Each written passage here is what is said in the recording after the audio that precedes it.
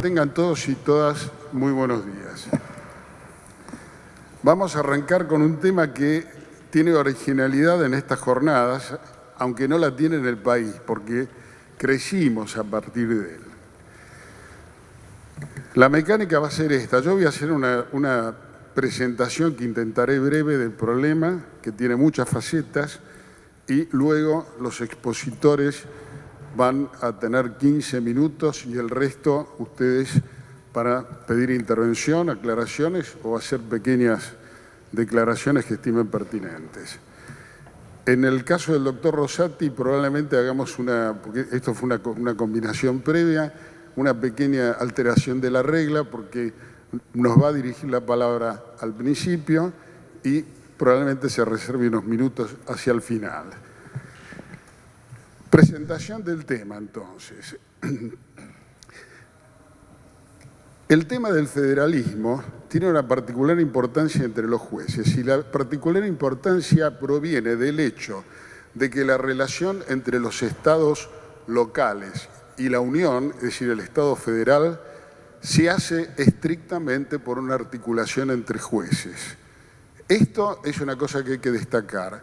Ni el presidente de Estados Unidos, ni ahora ni en sus comienzos, pudo cambiar un decreto de un gobernador, ni el Congreso una ley de una legislatura, pero la Corte Suprema Americana puede revocar y modificar fallos locales.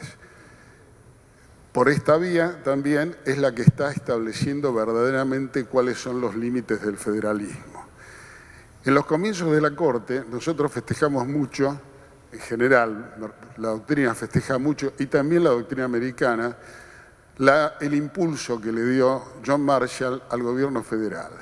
El gobierno federal era un gobierno necesariamente de poderes enumerados y algunos, como Jefferson, estaban muy preocupados por la enumeración. Si no se lo encontraba en la lista, no lo tenía.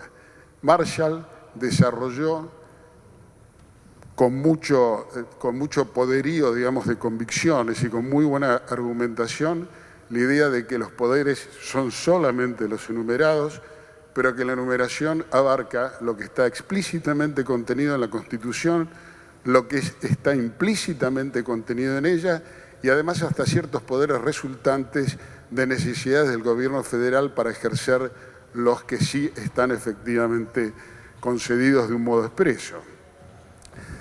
A poco que murió Marshall, empezó el debate y, como todo péndulo, vino el péndulo moviéndose en sentido opuesto. Ustedes saben que en Gibbons contra Ogden, Marshall declaró que una ley que unilateralmente establecía una restricción al transporte entre dos estados de la Unión era inválida por oposición a la Constitución y gracias a eso se liberalizó en función de la aplicación de una ley federal la navegación entre estados. Poco después de la muerte de Marshall, en 1837, en un fallo que es Nueva York contra Milne, se trata la validez de la legislación neoyorquina que obligaba a hacer ciertas declaraciones a los navíos que venían del exterior. Con lo cual, alguno que vino del exterior dijo, esto a mí no me lo pueden pedir, y se discutió. La solución fue en favor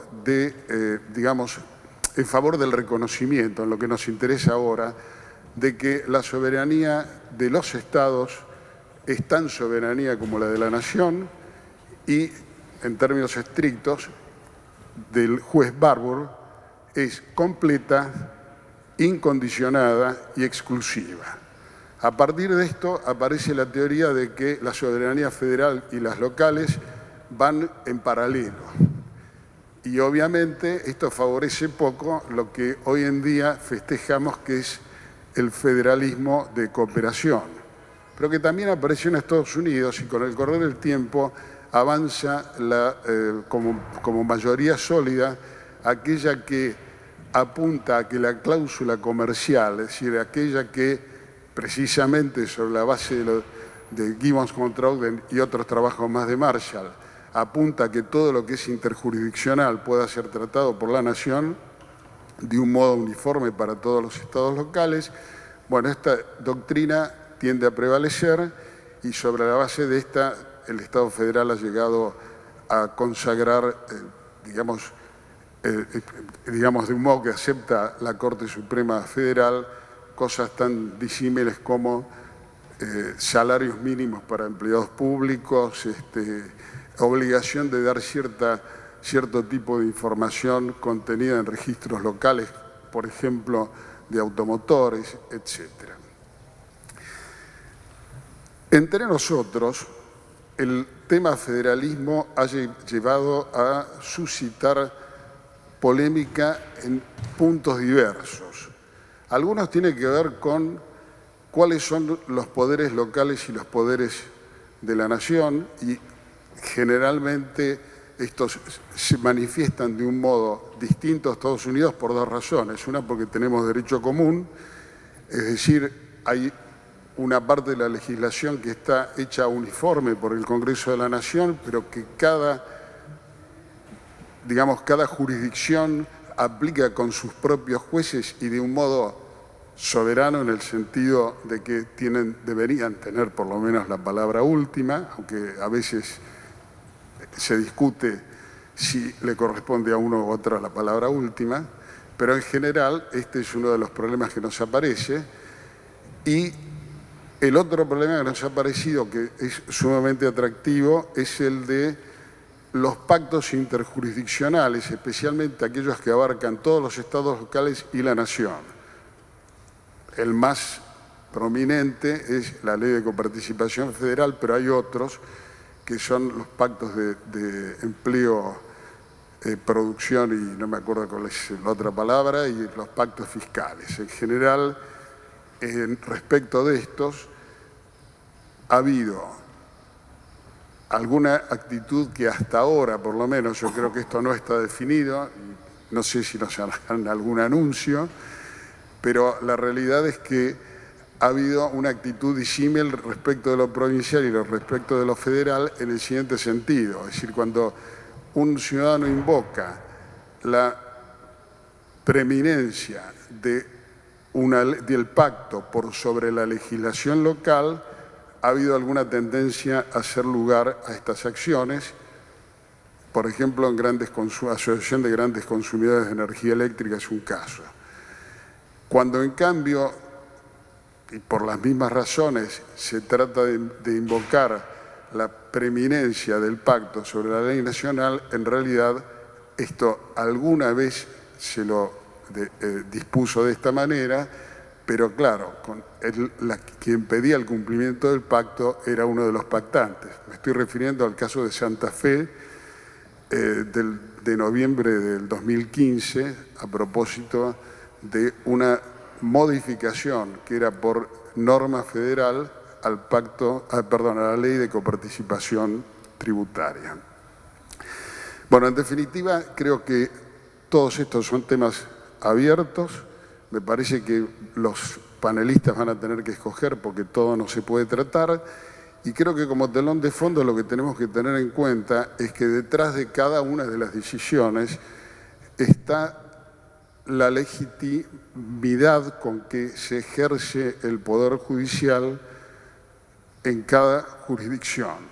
La Constitución, cuando nos dice que algo es local o algo es federal, en definitiva nos está recortando competencias y está haciendo que se respeten algunas decisiones como pueblos locales y algunas como pueblos nacionales. Detrás de esto siempre están las personas y todos los estados argentinos reconocemos la ciudadanía nacional, pero hay que entender también que cada uno de nosotros está sujeto a normas locales según su domicilio y según cómo transite por el territorio.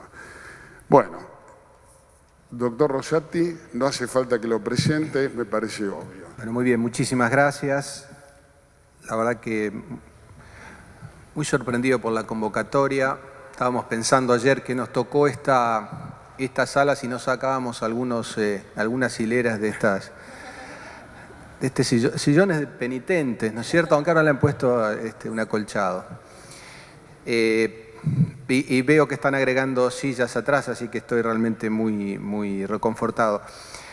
Una intervención muy breve, al solo efecto de explicar por qué la Corte Suprema ha propuesto en esta organización conjunta el tema federal en esta Conferencia Nacional de Jueces.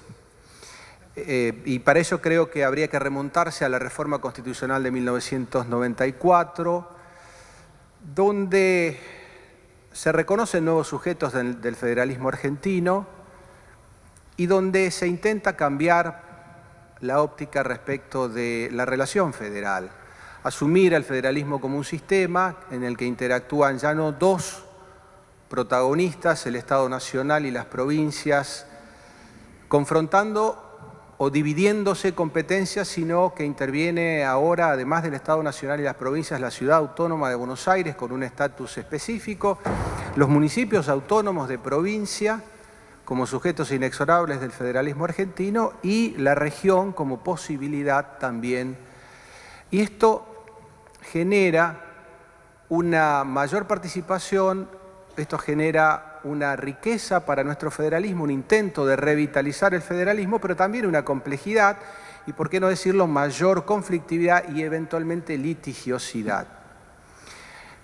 Otro de los aportes de la reforma del 94 fue, como todos sabemos, la incorporación de los tratados internacionales con jerarquía o con la posibilidad de que la adquirieran después, por el mecanismo que el 75, inciso 22, prevé. Y la aplicación concreta de los tratados internacionales en el contexto de la Ley Suprema de la Nación viene también a poner en tela de juicio, o por lo menos en debate, en discusión, y esto se proyecta jurisdiccionalmente a todos nuestros tribunales del país, cómo se articulará el llamado control de convencionalidad con el control de constitucionalidad en los tribunales locales. Y esto, vemos, asume formatos diferentes y además modalidades de aplicación diferentes en distintas jurisdicciones. De modo que este doble impacto de la reforma constitucional del 94, lo que está requiriendo, ya sea para la articulación interna con los nuevos sujetos del federalismo argentino o para la articulación externa con los tratados internacionales, es concebir esto como un sistema y con un criterio asociativo, colaborativo, de concertación. A su turno, algunos temas que tradicionalmente, por lo menos en el esquema originario de la Constitución de 1853, no consistían un auténtico problema, hoy en el siglo XXI realmente existen. O hay nuevos temas o hay viejos temas que han cambiado de enfoque. En algunos de ellos tenemos definiciones constitucionales respecto de la competencia de los tribunales en el deslinde provincia, nación, provincia, Ciudad Autónoma de Buenos Aires. En otros casos no. Y en otros casos, aunque haya una definición constitucional o legal, tenemos muchas dudas en cuanto a la interpretación. Por ejemplo, cuestiones interjurisdiccionales vemos todos los días. Problemas, narcotráfico, trata de personas, contaminación ambiental, tránsito, seguridad vial, etcétera, un largo etcétera. Tenemos cuestiones que o antes no existían o no se las tomaba como tales o han devenido de cuestiones a problemas, de temas a problemas, y en algunos tenemos alguna definición constitucional y en otras no tenemos. Y entonces muchas veces se deposita en el juez la responsabilidad de decir quién debe asumirlo. Y acá hay un problema, no solamente de definición de jurisdicción, sino también de eficacia para la solución del problema. El debate en torno a el posible fraccionamiento del tema tráfico de drogas, consumo de drogas, por ejemplo, cuestiones que no respetan las jurisdicciones territoriales, sino que tienden constantemente a la interjurisdiccionalidad nacional e internacional, plantean una serie de debates muy, muy interesantes para la autoridad de aplicación, en primer lugar, y en segundo lugar, para la autoridad jurisdiccional. Por eso, lo que hemos querido es plantear simplemente como disparador algunos temas de tantos otros que pudiera haber, que emergen de la reforma constitucional del 94 y de la evolución después y del sistema, fundamentalmente de las preocupaciones que surgen en el sistema democrático y de las angustias que hoy tiene la población. El estatus jurídico de la Ciudad de Buenos Aires, a partir del artículo 129 de la Constitución y del propio Estatuto de la Ciudad de 1996, también plantea, por supuesto, no solo el tema de la transferencia de las competencias, sino también, en el límite, en algunos casos, resueltos por la Corte, pero con un final tal vez abierto de ahora en más respecto de la jurisdicción originaria de la Corte para considerar o no a la Ciudad de Buenos Aires como un sujeto asimilable a una provincia argentina. La modificación del Código Civil y Comercial de la Nación felizmente, a mi juicio, yo era una voz bastante solitaria en la doctrina, ha sacado del Código Civil el tema de la responsabilidad del Estado y de la responsabilidad de los estados provinciales, un tema que a mí me parecía siempre debía ser un tema reservado al derecho público provincial, pero plantea el desafío de cuál va a ser el estatuto de la responsabilidad de las provincias, de la Ciudad Autónoma de Buenos Aires, teniendo en cuenta que hay un principio constitucional de igualdad que exige un tratamiento parecido, similar a aquellos que estén en iguales condiciones o circunstancias. Podríamos sumarle el tema de la prescripción de los tributos, por ejemplo, sobre lo que tanto sabe la querida amiga Gaby Ábalos. Y así podríamos sumar una serie de temas y cuestiones más que me parece que están abiertas a la consideración y al debate, ¿verdad?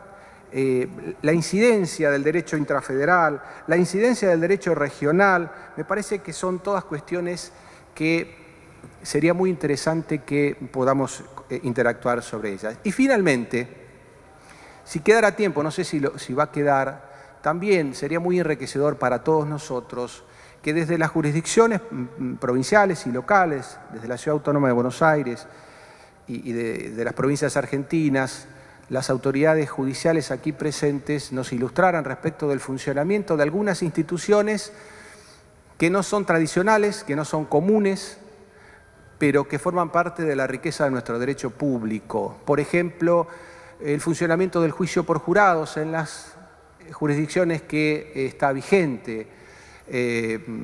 Por ejemplo, el tema del control de constitucionalidad por omisión en las provincias en las que esta institución está vigente. Por ejemplo, los sistemas mixtos o duales de control de constitucionalidad, etcétera, etcétera. Poner en común estas experiencias a todos nosotros significaría ponerlas en valor, comprenderlas más y, en lo específico de la Corte Suprema de Justicia, entender mucho más el derecho público provincial al momento de tener que fallar un expediente. Finalmente, si a este panorama es de por sí ya complejo, tenemos que agregarle que el deslinde entre las cuestiones políticas no judiciables y la judiciabilidad de los temas es un deslinde que ha venido moviéndose, oscilando en los últimos años y también requiere algún tipo de definición. A veces uno ve que algunos tribunales, incluso la propia Corte, incorpora al análisis un proceso electoral, por ejemplo, de una provincia y a veces no. Y yo creo que sobre esto también todos tenemos que estar más esclarecidos para, bueno, ir fijando algunos criterios que permitan el día de mañana actuar a todos con la mayor responsabilidad posible. Recordamos, ahora sí para finalizar, que el federalismo argentino es producto de las provincias, que el Estado Nacional es una creación de las provincias originarias y no al revés, y que esto se proyecta en la cláusula de reserva de las competencias de las jurisdicciones locales en caso de duda. Cuando pasan los años y en la práctica política, institucional de largas décadas, esta percepción que era tan viva en 1853-60, como que ya está en el preámbulo, que nos dice que los constituyentes representan a las provincias argentinas y se reúnen para generar el Estado Nacional, esto se ha borrado en el tiempo, se ha perdido. Y hoy tendemos a pensar que las provincias argentinas son una creación artificial de algo que estaba antes, que se llamaba Estado Nacional Argentino. Me parece que tenemos que tenerlo siempre presente a esto para procurar hacer justicia, no solamente desde el punto de vista de las personas, del expediente, sino desde el punto de vista de las instituciones. Muy buenos días. Mi primer agradecimiento a la Asociación de Magistrados de mi provincia, de Mendoza, por supuesto a la Federación Argentina de la Magistratura, que año tras año me privilegian con la posibilidad de participar en estos paneles. Además, quiero hacer un especial agradecimiento a esta Corte Suprema, en este momento presencia del doctor Rosati, por haber incluido un tema tan importante como el del federalismo. Los que estudiamos estos temas desde hace décadas siempre hemos visto que han estado presentes en estas conferencias, porque al tener la posibilidad los jueces de las provincias de estar acá, siempre yo he sentido que el federalismo ha estado. Y ahora, teniendo este tema puntualmente instalado, quería pedir que, conforme el listado que ustedes tienen en sus manos y el resumen que ha hecho el doctor Rosati, quería pedir si en las próximas conferencias siempre tuviésemos algún aspecto del federalismo presente, porque aunque no lo pongamos con ese título, los que somos jueces en las provincias siempre tenemos presente los temas federales. Y qué mejor que los temas federales se hagan presentes en esta ciudad, donde el federalismo cuesta mucho más.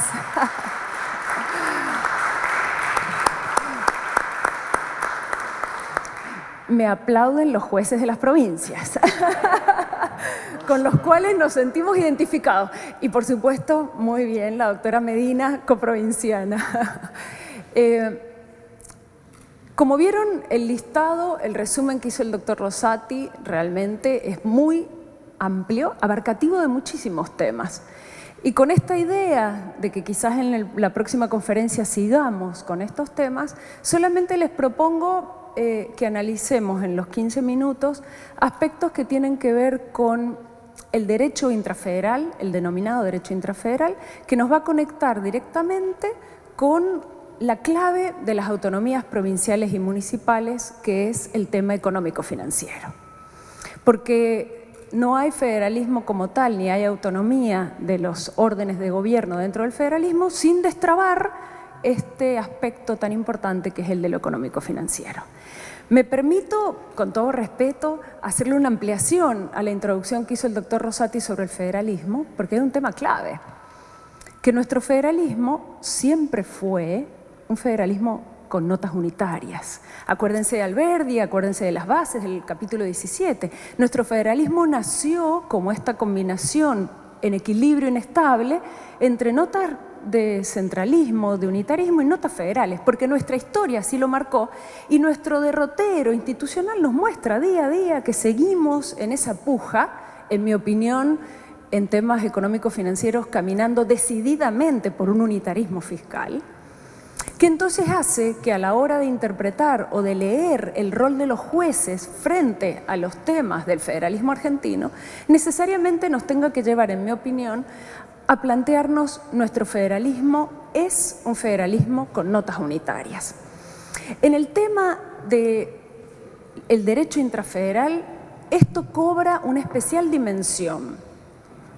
¿Y por qué? Porque nuestra Constitución del 5360, con esta nota unitaria, ya nace en lo que hace a lo económico-financiero con este matiz. Expresamente recursos de la nación, como los derechos de importación y exportación, y luego la separación de fuentes, en mi opinión, en relación con las provincias y la nación. Quedaba claro que lo delegado era solamente lo de la nación, en temas de contribuciones, solo las directas por tiempo limitado, conforme dice la Constitución, siempre que la seguridad, la defensa y el bienestar lo exijan.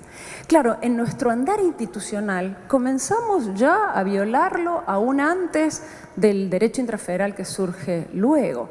Acuérdense, 1890, la creación de impuestos internos indirectos, en manos de la nación. Luego, a partir de la década del 30, la convalidación de impuestos directos, el impuesto a los réditos como impuesto nacional, donde surgen los regímenes de coparticipación. Y aquí la praxis nos cambia, en mi opinión, de un claro sistema de separación de fuentes a un sistema de concurrencia de fuentes. Y al aparecer la concurrencia, necesariamente las normas de armonización. Fíjense entonces que de ese federalismo con notas unitarias que pretendía basarse en una separación de fuentes entre nación y provincia, vamos caminando a una concurrencia. ¿Qué luz arroja la reforma de 1994? Primer elemento, el fin, uno de los fines, fortalecer el federalismo. Creo que este fin debe ser una linterna que nos alumbre a la hora de interpretar el texto constitucional y luego la legislación que supimos concebir a la luz de ese texto. Debe ser la guía para interpretarlo, porque en materia de federalismo fiscal introduce las pautas de la ley de coparticipación. Fíjense, como opinión crítica, con todo respeto a la reforma del 94, consolidó en el texto constitucional lo que la práctica ya traía, la coparticipación, pero dejó el 75, inciso segundo, en materia de contribuciones directas como estaba. Entonces nos lleva como a una doble lectura. En teoría, las contribuciones directas siguen siendo por regla de las provincias, porque lo dice el texto, pero en la práctica sabemos que ello no es así. Y con la ley de coparticipación, con la ley convenio, pretendió el convencional constituyente, bueno, mejorar la situación de las provincias al realmente establecer bases de participación de ellas, más la Ciudad de Buenos Aires, en lo que hace a la distribución de competencias. Pero en el derrotero institucional de la Argentina, 1988, la ley de coparticipación que hoy nos rige, 1992 y 1993, los dos pactos fiscales, y esta normativa, ley de coparticipación, que no es el cumplimiento del 75, inciso segundo, más los pactos fiscales, suponen normas de armonización vertical entre la nación, las provincias y la ciudad, más una norma de armonización horizontal, el convenio multilateral en materia de ingresos brutos. ¿Cuál ha sido la lectura jurisprudencial del tema?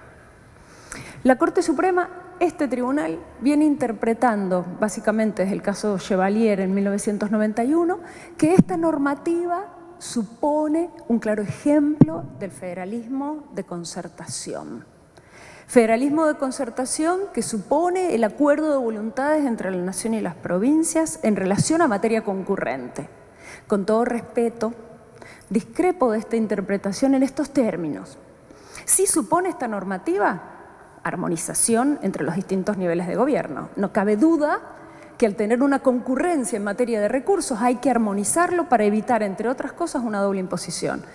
Lo que creo que deberíamos revisar el identificar a esta normativa con federalismo de concertación, porque acá lo que no hubo fue acuerdo de voluntades. Claro, las provincias y estas por sus municipios necesariamente tuvieron que adherir y de hecho, al no adherir, generan luego, ya vamos a ver más adelante, los conflictos judiciales que conocemos del año pasado. Pero en definitiva, esta normativa previa a la reforma de 1994 no es ejemplo, para mí, fiel de acuerdo entre los distintos órdenes de gobierno. ¿Qué es lo que sí nos cabe a la judicatura? Exigir y de alguna forma poner de relieve la necesidad de sí cumplir con la ley convenio de coparticipación. Es así, con el mecanismo de acuerdos previos entre nación, provincias y la ciudad, con una Cámara de origen particular, la Cámara de Senadores, con mayoría en esa Cámara, más la otra Cámara de Diputados para aprobarla, y luego la aprobación por parte de las provincias, ahí sí podremos decir que gracias a estos acuerdos fuera del Poder Legislativo Nacional y luego en las provincias, necesariamente estemos en presencia de un supuesto de federalismo de concertación. ¿Y qué ha dicho la Judicatura? Dos momentos muy importantes. Primero, noviembre del año 2014. Al resolver el 11 de noviembre, esta Corte, el caso de la Municipalidad de La Rioja contra la provincia de La Rioja. Fíjense que en ese caso lo que dijo este superior tribunal fue que no podía una provincia, La Rioja, no dictar la ley de coparticipación para con sus municipios, alegando la falta de acuerdos político-partidarios para arribar esa norma. En ese fallo, esta Corte sostuvo que la autonomía municipal tenía como base la autonomía económico-financiera y que la autonomía municipal hacía al federalismo argentino. Este fallo de noviembre del 2014 debería leerse también para el Estado Nacional exigiendo el cumplimiento de la Ley Convenio de Coparticipación. Y así fue un año después, en noviembre del 2015, cuando este tribunal resolvió los casos de la provincia de Santa Fe, San Luis y Córdoba, donde se planteaba la inconstitucionalidad de una detracción de coparticipación resuelta unilateralmente por uno de estos órdenes de gobierno, el orden nacional. Fíjense entonces cómo la Judicatura ha tenido un rol fundamental exigiendo el cumplimiento del texto constitucional en dos aspectos claves: autonomía municipal con la autonomía económico-financiera de base y luego las autonomías provinciales con el dictado de la Ley Convenio de Coparticipación. Para terminar, consideraciones institucionales, en mi opinión. No somos, creo, los jueces los actores principales en lo que tiene que ver con el dictado de la ley de coparticipación. No somos los actores principales. Los actores principales son los órganos político-partidarios que surgen de la elección popular, el Congreso, el Poder Ejecutivo y en las provincias de igual manera, los que hace 20 años que están incumpliendo el texto constitucional en lo que tiene que ver con el dictado de la ley convenio. No somos los jueces los actores principales en 3 provincias argentinas, Mendoza, provincia de Buenos Aires y Santa Fe, que no reconocen la autonomía institucional de sus municipios. Son los poderes legislativos y ejecutivos de esas provincias los que deberían hace más de 20 años movilizar las reformas de sus constituciones. Pero sí somos fundamentales los jueces a la hora de recordar, a la hora de exigir el cumplimiento del texto constitucional. Cuando le llega la causa a un superior tribunal, acá como segunda conclusión, la defensa de las jurisdicciones locales, somos primero nosotros, los jueces provinciales y de los superiores tribunales de provincia, los primeros que debemos resolver y poner el punto final a la contienda de cuestiones locales, aun cuando tenga que ver con el cumplimiento de la ley nacional, como la autonomía municipal en Mendoza, en Buenos Aires y en Santa Fe. Y luego, cuando los tribunales locales, como en el caso de la provincia de La Rioja, con todo respeto, cuando no resolvió ese amparo, bueno, tiene que llegar al superior tribunal, acá, a esta Corte, para que dé la última palabra. Pero confío y creo que el fortalecimiento de las jurisdicciones locales se impone, para no necesitar llegar hasta este tribunal, para que le diga a las autoridades provinciales lo que tienen que hacer en cumplimiento de su Constitución provincial y de la Constitución nacional.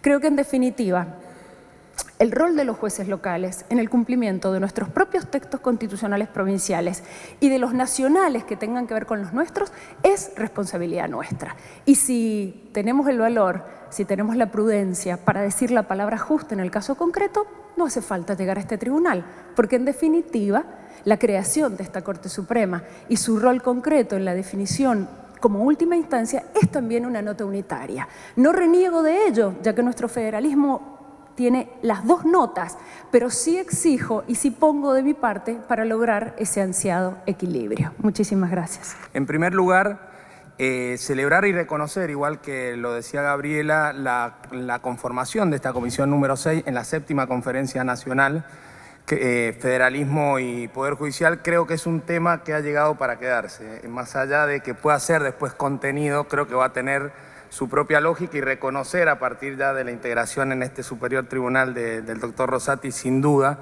un espacio de debate y de reflexión. Como la metodología planteada era la de un taller, pretendo no hacer conclusiones, sino tratar de transferirles algunas ideas, algunas reflexiones y muchos interrogantes. Estos interrogantes en algún momento, si puedo en el tiempo, les voy a explicar, porque tiene un motivo personal formularme preguntas. Y me parece que estos interrogantes podrían ser un disparador en este ámbito que, como bien decía el doctor, ha sido sorprendente la convocatoria. Creo que mucho ha tenido que ver la invitación personal que desde ayer viene haciendo mi profesora Sofía Sagüez en forma personal. Más que invitación, era casi un reclutamiento. Así que bueno, sin duda que esto ha sido numeroso gracias a esa tarea. Y antes de empezar, también un reconocimiento, me parece muy importante, que no es casual, y me parece simbólico, que la coordinación de la comisión número 6, Federalismo y Poder Judicial esté realizada por el doctor Lozano. No solo porque le tengo aprecio personal y cariño y reconocimiento intelectual, sino porque usted imagínense que una comisión de federalismo, la primera que se hace, esto se hubiera hecho hace 165 años, 1851, y que hubiera estado en manos de un porteño. Entonces, bueno, hubiera sido una cuestión de discusión, pero ¿por qué simbólico y por qué importante? Porque en parte de mi aporte va a tener que ver en una nueva lógica, una nueva conceptualización de un federalismo que incluye sin duda a la ciudad de Buenos Aires. Y tal es así que el doctor Lozano ha sido presidente de la Junta Federal de Corte. Este reconocimiento ya venimos de las provincias, si se quiere, preexistente y constituyente, reconociéndolo. Entonces también me parece simbólico esta coordinación, me parece que no ha sido casual, así que también es importante. Voy a tratar de ir rápidamente en la parte de introducción, un poco quería hacer una introducción más que histórica, conceptual. No cabe duda que la influencia de la Constitución norteamericana en cuanto al diseño institucional de nuestro país fue importante, pero ese federalismo que venía con ese diseño institucional en la Argentina tiene una historia propia. Es decir, el modelo de desarrollo, no el republicano, pero sí el federal, tiene su historia propia. Y tomando un poco las palabras de Vidal Campo en un documento que el título es muy sugerente, que se llamaba Federalismo Centralizador, Vidal Campo nos plantea que el sistema federal tiene la obligación de desarrollarse, tiene un destino de desarrollo porque tiene que reconocer su importancia y su razón histórica de preexistencia. Es decir, nuestro sistema federal tiene, como bien decía el doctor Rosati inicialmente, una historia. Tenemos nuestra propia historia como nación, provincias preexistentes, 13 en 1853, 14 con Buenos Aires en el 60, y ese es nuestro concepto histórico. Pero también hay un concepto más profundo de federalismo. Entendemos que el sistema federal, y ahora a partir del 94, y que Gabriel ha podido desarrollar claramente con las autonomías municipales, porque después tenemos una autorreflexión cada uno de los poderes provinciales. En nuestras provincias también funcionamos cuando nos toca responsabilidades públicas con un concepto unitario y poco federal. También está el interior del interior para hacer una autocrítica cada vez que uno tiene que hacer diseño de políticas públicas. Y me parece que la importancia, más allá de la histórica, es una importancia profunda, que es el sistema federal es la mejor garantía de desarrollo de nuestro país.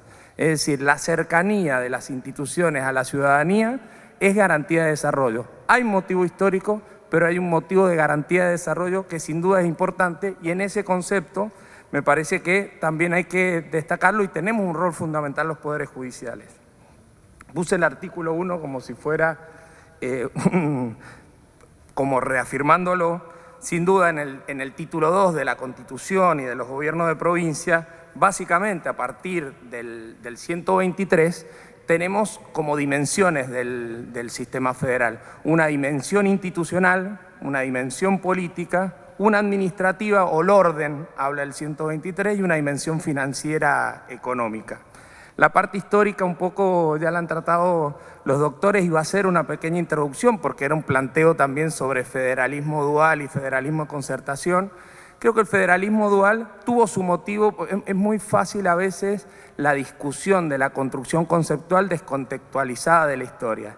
Y el federalismo dual tuvo un fundamento fundamentalmente antecedentes internacionales americanos, donde recopiladas las grandes obras en el Federalista, o en el Federalista Paper, digamos, para traducirlo, tuvo una razón de la crítica al diseño federal y el desarrollo conceptual que hicieron tanto Hamilton como Madison como Jay, de poder sostener cuál era la idea de construcción federal. Entonces era un federalismo de tensión entre un poder central y poderes federales que tensionaba y tenía una intención de contexto histórico. Sin duda que en el contexto actual hay que ir camino a un federalismo, como bien ha planteado Gabriel, a partir de las distintas situaciones de complejidad a resolver, de un federalismo de concertación y de acuerdo. Tenemos historia en el país de esto, porque no es simplemente un acuerdo que es pocas veces usado, no simplemente un acuerdo del poder central con las provincias. Las provincias tenemos facultades de desarrollo interprovinciales. Muchas veces una facultad parece no usada o desarrollada, pero sin embargo en una etapa del país y en algunos temas centrales las provincias, entre provincias, desarrollaron esta facultad prevista en la Constitución y que, así como dice Antonio María Hernández, citando a Pedro J. Frías, también mendocino, hay una etapa en el siglo XX, a partir del 50, donde las provincias pudieron utilizar el viejo 107, que ahora es el 125, para celebrar tratados interprovinciales. Esto es fundamental como herramienta, porque a partir de esos tratados internacionales interprovinciales, surgieron acuerdos para obra pública interprovinciales, el uso de ríos interprovinciales como única cuenca y también, por ejemplo, la creación del Consejo Federal de Inversiones. Me parece que también el fortalecimiento del sistema federal tiene un capítulo interprovincial muy poco desarrollado. Conceptualizado un poco esto, voy a tomar dos dimensiones nada más del poder, digamos, del concepto federal, no solo por ser reduccionista, solo a dos, sino por un poco para ser más con fines prácticos. Si esta reunión no fuera de magistrados y fuera de gobernadores y funcionarios provinciales con funcionarios nacionales, imagínense ustedes a qué estaría reducido el concepto de federalismo. ¿A qué se imaginan? A los recursos. O sea, hoy el concepto federal en la responsabilidad más importante de los cargos de liderazgo de las provincias y nacional está en tensión. No si poderes reservados, no si en facultades concurrentes, que esto sí es obviamente fundamental y central porque es el diseño jurídico constitucional, sino cuando hay discusiones, a mí me ha tocado estar en otra función, el federalismo se reduce a los recursos. Entonces, tomando un poco esa lógica, no caer en la misma, pero sí también es parte, digamos, si uno no tiene recursos no puede también desarrollar políticas públicas, quería plantear el tema del federalismo de los recursos y enfocarlo en el Poder Judicial.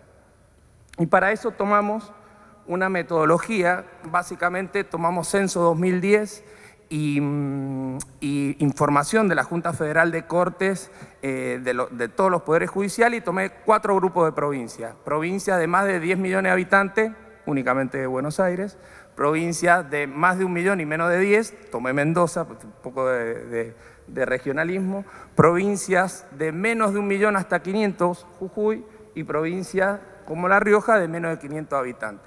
Esto es para darle un enfoque en cuanto a los recursos y en cuanto al enfoque, probablemente, después lo vamos a ver al final, quiero plantear el federalismo de 2 grandes ejes, desde la equidad y del acceso a justicia, ¿sí?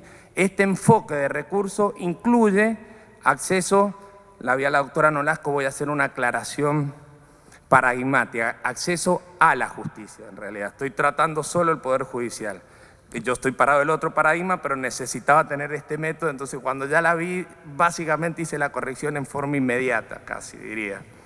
Entonces, tomadas los 4 conceptos provinciales y cruzándolo con informe presupuestario de cada una de las provincias, ustedes pueden ver el impacto presupuestario que tiene los poderes judiciales en los presupuestos provinciales.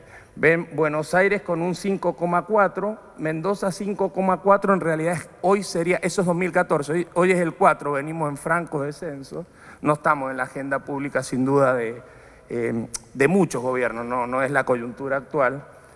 Jujuy 2,7 y La Rioja 1,8. En promedio, los poderes judiciales provinciales están en un promedio del 4,6.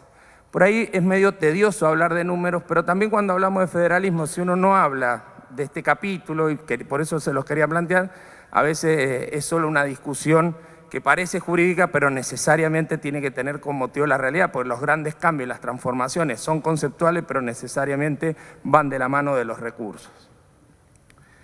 Esto es el gasto por habitante, voy a ir un poco más rápido, y acá tenemos la cantidad de jueces de primera instancia en estos 4 grupos de provincias. Buenos Aires, Mendoza, Jujuy y La Rioja. Y después el cruce de cantidad de jueces por habitante nos da un promedio de, en Buenos Aires, 7 jueces cada 100.000 habitantes, Mendoza 14, Jujuy 11, La Rioja 18. Total promedio de jueces por habitantes del país son 10 jueces cada 100.000 habitantes. 5 minutos no llego. Bueno, voy a ir abreviando. Primer pregunta, ¿tiene que ver el acceso a justicia con la cantidad de jueces por habitantes? Porque acá lo que vemos es, si tomamos La Rioja tiene 5 veces más chica de habitantes que provincia de Buenos Aires, tiene el doble de jueces por habitante y a su vez en el impacto presupuestario es del 1,4. Es decir, podríamos afirmar o preguntarnos, podríamos decir que La Rioja es más accesible a la justicia porque tiene más jueces disponibles para la ciudadanía y entre comillas son más baratos porque impactan en el 1,4. Primer pregunta, y esto es nada más que para moverla a la reflexión porque parte del aporte que me parece que hay que hacer es que tenemos que desarrollar indicadores precisos y metodología porque para también poder monitorear el desarrollo y la profundidad de sistemas como la justicia o el federalismo, en estos dos ejes que planteo, equidad y en este caso acceso, hay que tener indicadores. Primer propuesta, si se quiere, del taller es desarrollo de indicadores con metodología, porque uno no podría afirmar que La Rioja o no, digo, es una pregunta, por eso le digo yo he venido a formular preguntas, si es o no más accesible que el resto de las provincias. Es obviamente un tema complejo. Estándares mínimos, voy a ir más rápido porque me están apurando. También en cuanto a los federalismos de los recursos, me parece importante una cuestión. Dentro de los poderes de la República, digamos, nacionales, el rol de la Corte Suprema es fundamental para la reafirmación de los sistemas federales. Es muy probable que ni el Ejecutivo tenga conceptualizado, cualquiera sea el que esté encargado. Hemos tenido presidentes del interior, y sin embargo la conceptualización del sistema federal a la hora de desarrollo de programas han sido básicamente amoldados al sistema que venía trayendo la Argentina. Y sin duda el poder, la Corte Suprema Nacional tiene como decía recién Gabriela, es la linterna o la luz necesaria y es uno de los tres poderes en ese balancing que puede garantizar mucho de la profundización de los sistemas federales. El gran ejemplo de hace poco fue el fallo de San Luis y 5 provincias más sobre los fondos para FIP y para ANSES que eran deducidos de la coparticipación. Sin duda, y ahí está el primer eje de federalismo de los recursos, el rol que pueden tener básicamente de los tres poderes vinculados al sistema federal con el Poder Judicial. Y un último rol que ahí dice de independencia, y lo dejo porque es muy largo y profundo, que es el rol que tenemos como poderes judiciales para hacer efectivamente a los ciudadanos el cumplimiento de los derechos sociales. Digo, si podemos como Poder Judicial hacer una revisión de los presupuestos públicos para hacer efectivo en forma eficiente cada uno de los derechos sociales vigentes a la hora de ser planteado en cada uno de nuestros fueros. Es como un tema más largo y profundo, pero tiene que ver con la vinculación de los presupuestos, el Poder Judicial y el rol de los poderes judiciales. Voy a ver cómo voy a abreviar porque era mucho más largo. Tema complejo, complejo e importante. ¿Cómo es el diseño de nuestro país? Se conjugan como 3 sistemas. Somos un sistema federal, somos un sistema republicano y dentro del control de constitucionalidad tenemos un control de constitucionalidad. A propósito, puse control de constitucionalidad primero al de convencionalidad porque tenía el panelista ministro doctor Agarlado. Si no lo hubiera puesto en otro orden, pero quise congraciarme, digamos, en este sentido. Esta complejidad de triple entrada genera una cuestión a discutir también en esta vinculación de federalismo con jueces de cada uno de todas las circunscripciones que hacen control de convencionalidad y a su vez un sistema republicano de control. ¿Por qué planteo la complejidad? Desde 2 ejes, el acceso a justicia y básicamente la equidad. No ha habido debate de cómo podemos enfocar esta cuestión de los jueces, que podemos hacer el control inmediato y directo con la equidad. Es decir, supongamos un juez resolviendo sobre el mismo caso, sobre ciudadanos distintos en Jujuy y en Mendoza, pero ya no visto del acceso, sino visto de la equidad. No tenemos el modelo, lo más similar que tenemos en Latinoamérica es Brasil. No tenemos modelos de tribunales constitucionales porque son diseños unitarios y por ahí probablemente México, que tiene un sistema mixto, pero digo, también para tener en cuenta en federalismo y en justicia el tema de la equidad. ¿sí? El abordaje de la equidad y del control, digamos. Le estoy, créanme, abreviando lo más que puedo. El tema del traspaso de la justicia de Ciudad Autónoma de Buenos Aires, un tema ampliamente debatido, me parece que es un tema de federalismo sin duda. Mientras hoy la complejidad de las resistencias con argumentos, no voy a entrar en eso, voy a intentar, como vengo por la Junta Federal de Corte, voy a ser políticamente correcto porque tengo el control del presidente enfrente. Es un tema sin duda federal.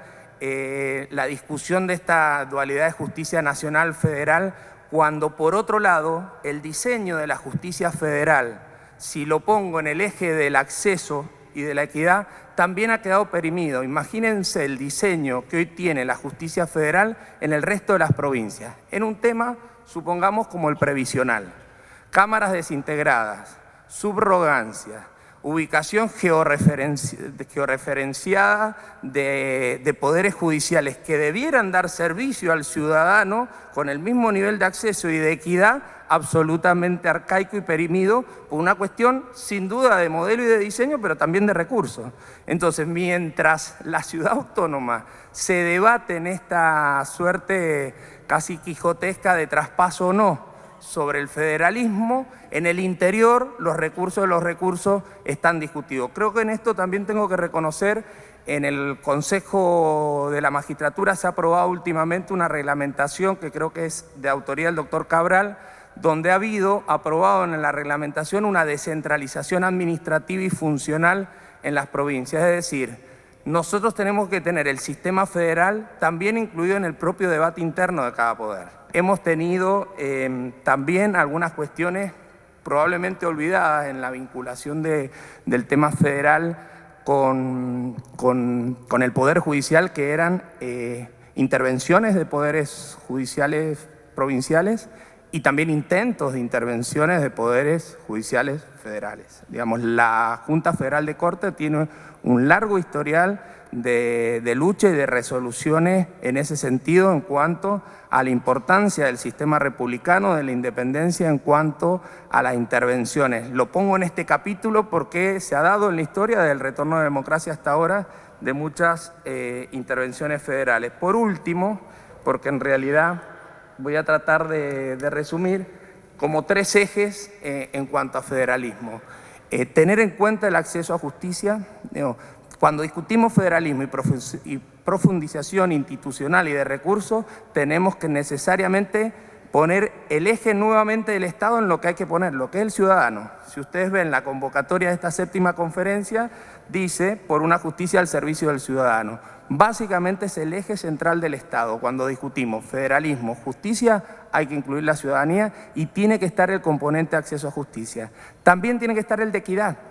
Entonces es necesario que en los espacios de diálogo interprovinciales podamos discutir estándares mínimos de justicia y de equidad, porque necesitamos tener una responsabilidad como poderes judiciales para dar el mismo sentido de equidad a la ciudadanía. Y por último, y ya sí prometo resumir, es que me parece que el planteo de estos diálogos interjurisdiccionales provincia-nación dentro del sistema republicano entre los poderes provinciales y nacionales creo que van en el sentido de cumplir con la manda preambular constitucional de generar una unión nacional, pero en definitiva afianzar justicia y también poder asegurar los beneficios de la libertad. Así que muchas gracias.